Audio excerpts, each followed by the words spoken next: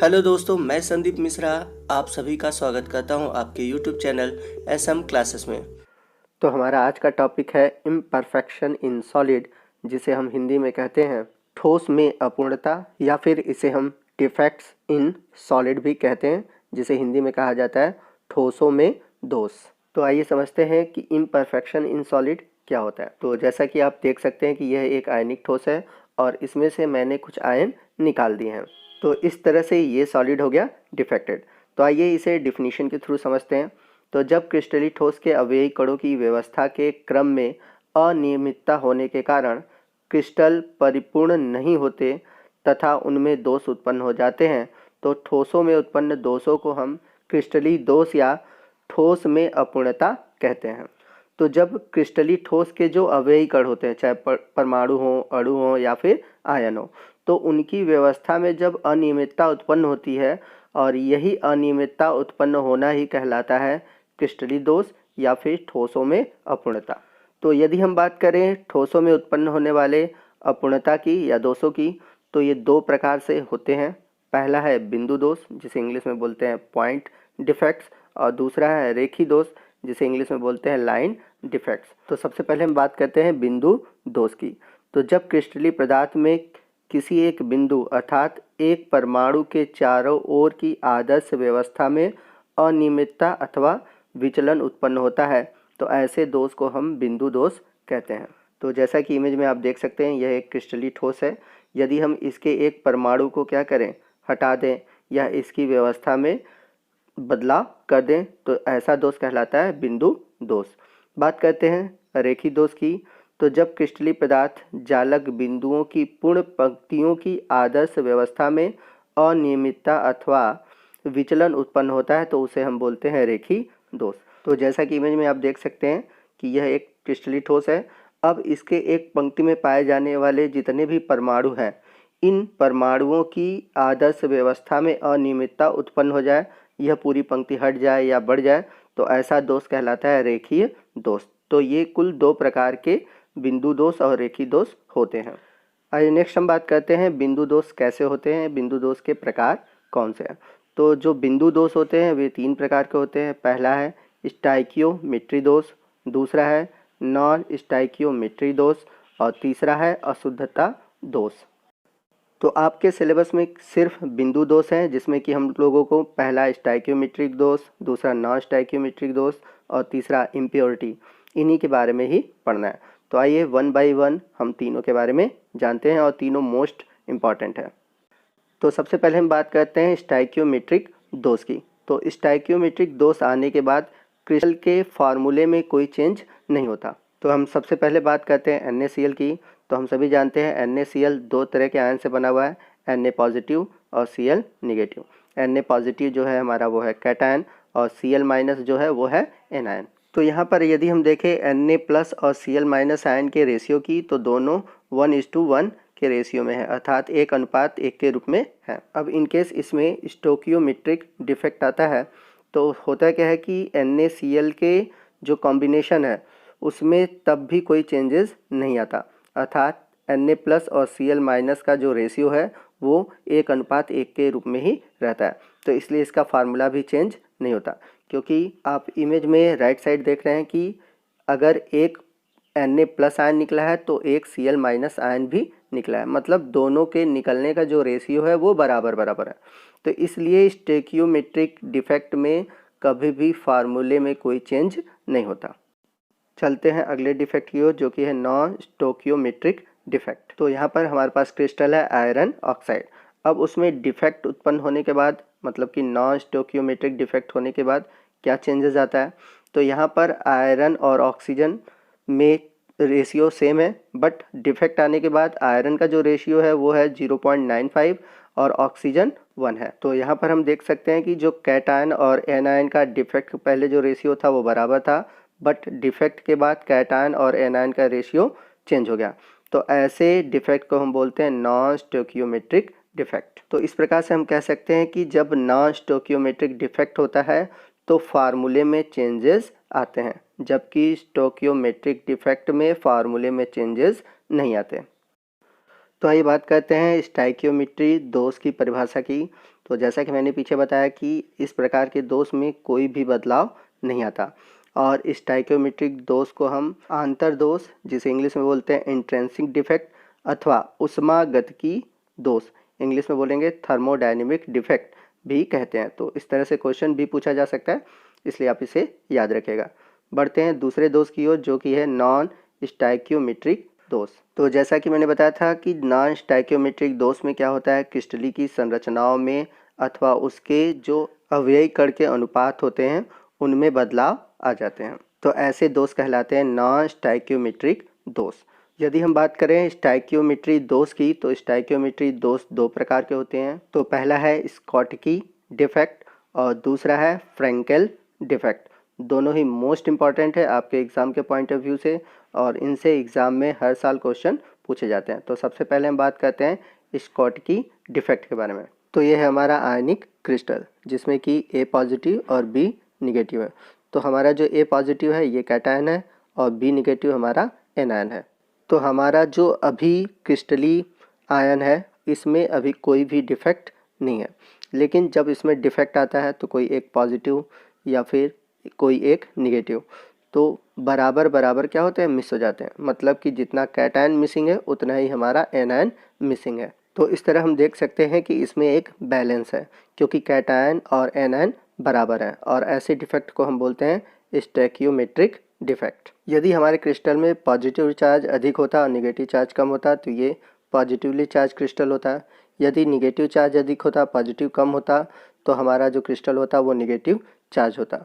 But यदि हम बात करें स्कॉटकी डिफेक्ट, तो यहाँ पर हमारा पॉजिटिव और निगेटिव बराबर है, इसलिए यह न्यूट्रल होगा।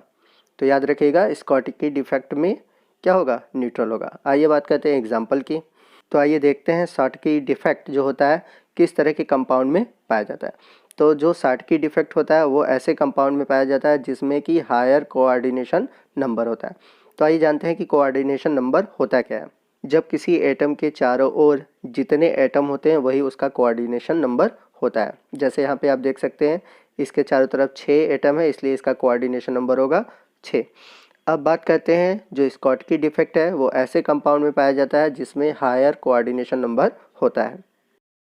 वही बात करें हम दूसरे कंडीशन की, तो जो कैटायन है और एनायन है उनके साइज़ में डिफरेंस लगभग नहीं होना चाहिए। मतलब कि उनके कैटायन और एनायन के साइज़ में अधिक का डिफरेंस नहीं होना चाहिए। जैसे अगर हम मान लें कि हमारा जो क्रिस्टल है वो Na और Cl से बना है, तो Na पॉजिटिव और Cl निगेटिव के साइज़ में अधिक डिफरेंस नहीं होना चाहिए। तो ये कंडीशन है जिसमें कि स्कॉटकी डिफेक्ट पाया जाता है। तो आइए कुछ ऐसे एग्जाम्पल देखते हैं जिसमें कि स्कॉटकी डिफेक्ट पाया जाता है और ये ऐसे कंडीशन को फॉलो करते हैं। तो पहला है NaCl, दूसरा है KCl और तीसरा है CsCl। इन तीनों कंपाउंड में हमें स्कॉटकी डिफेक्ट दिखाई देता है।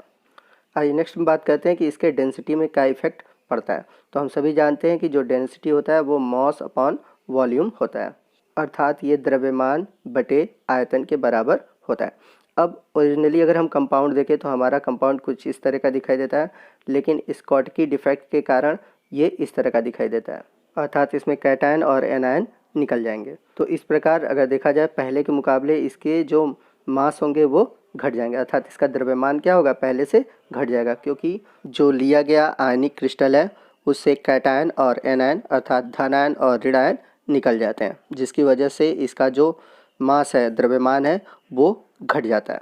अब यदि हम बात करें इसके वॉल्यूम की अर्थात आयतन की, तो हम सभी जानते हैं कि ये जो इसकी बाउंड्री है वो उसका क्या है, वॉल्यूम है, आयतन है। तो इसके आयतन में कोई चेंजेस नहीं हुआ है। तो यहाँ पर अगर देखा जाए मास द्रव्यमान घटा परंतु इसका आयतन घटा नहीं है। परंतु हम सभी जानते हैं जो घनत्व है वो द्रव्यमान के बराबर है, तो इसलिए द्रव्यमान घटा है तो यहाँ पर घनत्व भी घटेगा।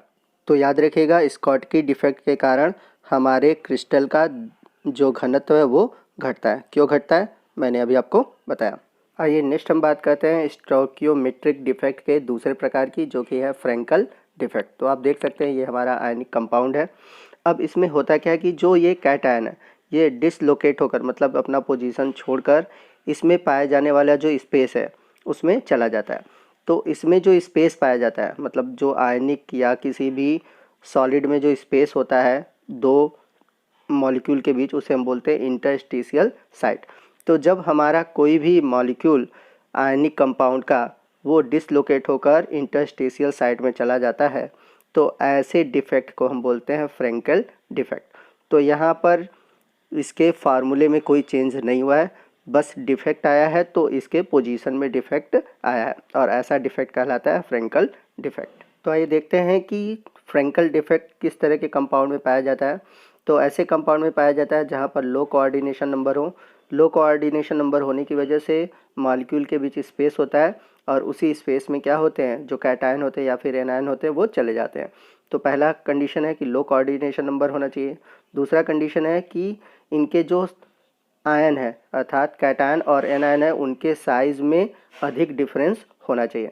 तो जब इनके साइज़ में अधिक डिफरेंस होता है तो उसकी वजह से भी फ्रेंकल डिफेक्ट होते हैं। अब यदि हम बात करें फ्रेंकल डिफेक्ट के कारण होने वाले घनत्व के बदलाव की, तो हम जैसे जानते हैं कि इसका वॉल्यूम, चारों तरफ जो बाउंड्री है वो वॉल्यूम है, तो वॉल्यूम में तो कोई चेंज होने वाला नहीं है। वही बात करें हम द्रव्यमान की, तो यहाँ पे जो मॉलिक्यूल है वो डिसलोकेट हो रहा है, लेकिन वो सॉलिड में ही है, मतलब अपना पोजीशन छोड़ा नहीं, तो इसके द्रव्यमान में भी कोई बदलाव नहीं आया। तो इस तरह से देखें तो न तो वॉल्यूम में कोई बदलाव आया है, न ही द्रव्यमान में बदलाव आया है। तो फ्रेंकेल डिफेक्ट के कारण जो आपके सॉलिड होते हैं उनके डेंसिटी में कोई इम्पैक्ट अर्थात कोई प्रभाव नहीं पड़ता, अर्थात इनकी जो घनत्व है वो बदलती नहीं है। जबकि अभी तक हम लोगों ने देखा साटकी डिफेक्ट में उसमें डेंसिटी घटती है। आइए नेक्स्ट साटकी डिफेक्ट और फ्रेंकेल डिफेक्ट के बारे में कुछ और पॉइंट हम लोग डिस्कस करते हैं। तो हम लोगों ने देखा कि यहाँ पर आयन डिसलोकेट होते हैं जिसके कारण इलेक्ट्रिसिटी कंडक्ट होती है अर्थात विद्युत धारा का प्रवाह होता है। सेकंड चीज़ है कि जब आयन यहाँ से हटते हैं तो वहाँ पर होल उत्पन्न हो जाते हैं, और होल होने के कारण ये जो कंपाउंड होते हैं वो अनस्टेबल हो जाते हैं। तो जो कंपाउंड होता है डिफेक्ट के कारण अनस्टेबल हो जाता है। आइए नेक्स्ट हम बात करते हैं फ्रेंकेल डिफेक्ट के बारे में। तो अगर हमारा कोई कंपाउंड इंसुलेटर है, अगर उसमें फ्रेंकेल डिफेक्ट होता है तो उसकी वजह से वो कंडक्टर की तरह बिहेव करता है। तो जब हम इसको इलेक्ट्रिक फील्ड में ले जाते हैं तो ये जो कंपाउंड है जो कि इंसुलेटर था अब कंडक्टर की तरह बिहेव करता है, और इस बिहेवियर को हम बोलते हैं डाई इलेक्ट्रिक प्रॉपर्टी, जिसके कारण एक इंसुलेटर कंडक्टर की तरह बिहेव करना शुरू कर देता है।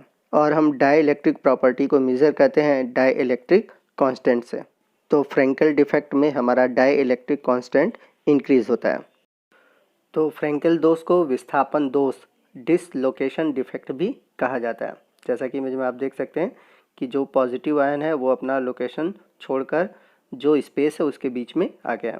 और मैंने पीछे भी बताया था कि फ्रेंकेल दोष में जो ठोस के घनत्व हैं वो प्रभावित नहीं होते। आइए नेक्स्ट हम देखते हैं कि स्कॉटकी डिफेक्ट और फ्रेंकेल डिफेक्ट में क्या डिफरेंस है। तो यदि हम बात करें स्कॉटकी डिफेक्ट की, Schottky defect in ionic crystal arises when equal number of cation and anion are missing from their normal site resulting in equal number of cation and anion vacancies। तो जब ionic compound में cation और anion अर्थात धन ion और ऋण ion equal number पे miss होते हैं, मतलब जितना धन आयन होता है मिस होता है उतना ही ऋण आयन मिस होता है, तो ऐसे डिफेक्ट को हम बोलते हैं स्कॉटकी डिफेक्ट। वही बात करें हम फ्रेंकेल डिफेक्ट की, Frenkel defect in ionic crystal arises when some ion generally cation leave their normal lattice site and occupy the interstitial site। और फ्रेंकेल दोष में क्या होता है कि आयनिक क्रिस्टल के जो आयंस होते हैं जनरली जो कैटायन होते हैं वो अपना नॉर्मल पोजीशन छोड़कर जो मॉलिक्यूल के बीच स्पेस होता है उसमें चले जाते हैं। तो ऐसे डिफेक्ट को हम बोलते हैं फ्रेंकेल डिफेक्ट, जैसा कि मैंने पीछे आपको इमेज के थ्रू बताया था। सेकेंड डिफरेंस की बात करते हैं स्कॉटकी डिफेक्ट में, decrease in density of the crystal. तो स्कॉटकी डिफेक्ट में क्या होता है कि जो क्रिस्टल हैं उनके घनत्व घटते हैं, but in case of Frenkel defect the density of crystal does not change. जबकि फ्रेंकेल दोष में क्रिस्टल के घनत्व में कोई बदलाव नहीं आता। बात करते हैं थर्ड डिफरेंस की, this type of defect is found in highly ionic compound with higher coordination number. तो जैसा कि मैंने बताया था स्कॉटकी डिफेक्ट उसमें पाया जाता है जिसमें कि हायर कोऑर्डिनेशन नंबर होता है, like NaCl, CsCl, AGBR etc।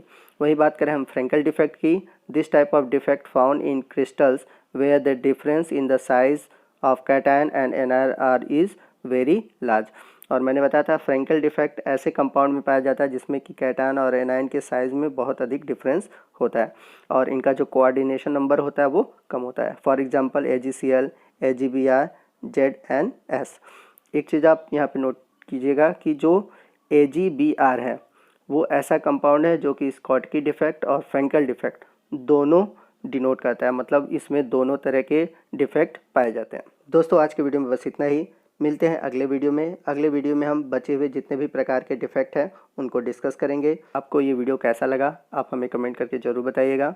यदि वीडियो अच्छा लगा हो तो लाइक ज़रूर करिएगा और अपने दोस्तों में इसे अधिक से अधिक शेयर कीजिए ताकि वो भी इसका बेनिफिट पा सकें। और यदि आप हमारे चैनल पर नए हैं और अभी तक आपने हमारे चैनल को सब्सक्राइब नहीं किया है तो प्लीज़ हमारे चैनल को सब्सक्राइब कीजिए और अपने दोस्तों में अधिक से अधिक शेयर कीजिए और इसके बगल में जो बेल आइकन है उसको प्रेस कीजिए ताकि जब भी मैं कोई नया वीडियो अपलोड करूँ उसका नोटिफिकेशन आपको मिलता रहे। आज के लिए बस इतना ही। जय हिंद, जय भारत।